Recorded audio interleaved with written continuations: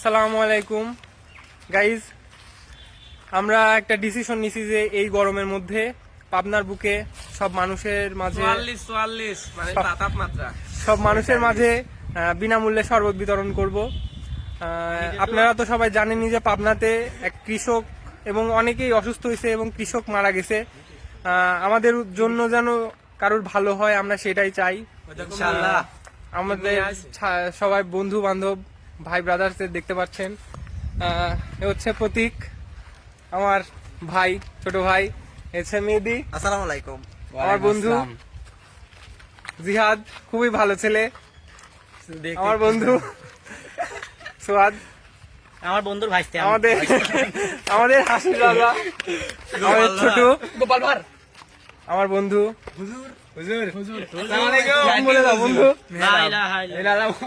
সবাই আমাদের জন্য দোয়া করবেন। আমরা আজকে আমাদের কার্যক্রম শেষ করব ইনশাল্লাহ। সদরের সামনে দেখা হবে। আল্লাহ হাফেজ। আবার 12 তারিখে দেখা হচ্ছে আল্লাহ দিলে। সবার হচ্ছে এসএসসি পরীক্ষার রেজাল্ট দিবে। আজকের কার্যক্রম যদি আমাদের সম্পূর্ণ হয় তাহলে আমরা আবার সামনে বড় সড়ো করে করার চেষ্টা করব। সবাই আমাদের জন্য দোয়া করবেন ইনশাল্লাহ। আবার 9 তারিখে আমরা আরেকটা ভিডিও নিয়ে আসছি।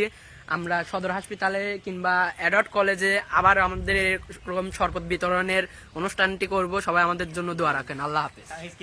Sign off. আসসালামু আলাইকুম। আসসালামু আলাইকুম সবাই।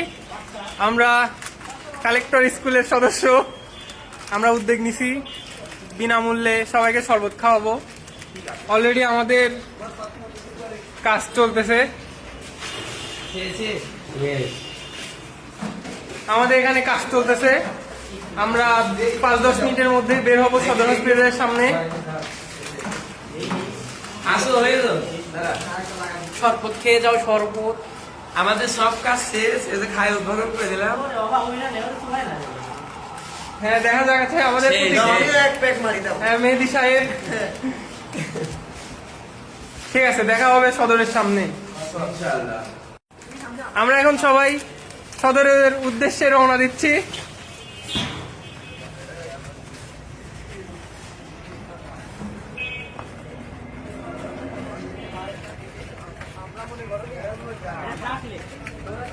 হ্যাঁ, সবাই আস্তে আস্তে যাও।